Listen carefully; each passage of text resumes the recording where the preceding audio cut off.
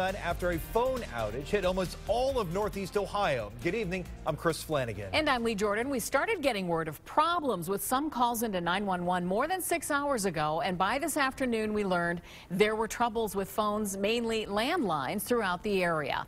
5 on your side investigator Sarah Buttison talked to officials at AT&T, and Sarah, they are saying this is an equipment problem. That's right. An AT&T spokesperson says they had an equipment problem that caused today's massive outage.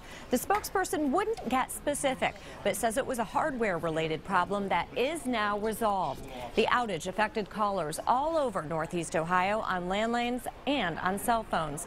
Ryan Shorts owns a Cleveland telephone communications company, and he says many customers had no dial tone all afternoon. We're hearing from people all over Northeast Ohio. We actually just sent out an email to our 6,000 customers notifying all of them. We've gotten calls from as far out as Sandusky area, south down into Akron, and out towards Youngstown. The outage also affected 911 calls. A Cuyahoga County official told me calls were routed to the wrong departments, which meant it took more time to get help to those in need.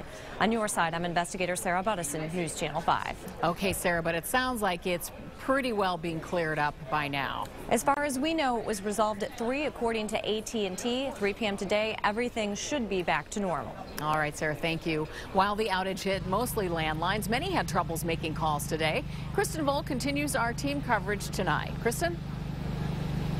Lee, we did hear of numerous police departments having issues with their 911 lines. Thankfully, no major issues to report, but the outage did impact all of Cleveland State's 4,000 phones. For about 2.5 hours this afternoon, no one at Cleveland State could call out locally on landlines, and no one could call into the school's 1-800 customer service line. That line is used for students to talk about financial aid and their class schedules, but as of late this afternoon, all phones were working here again.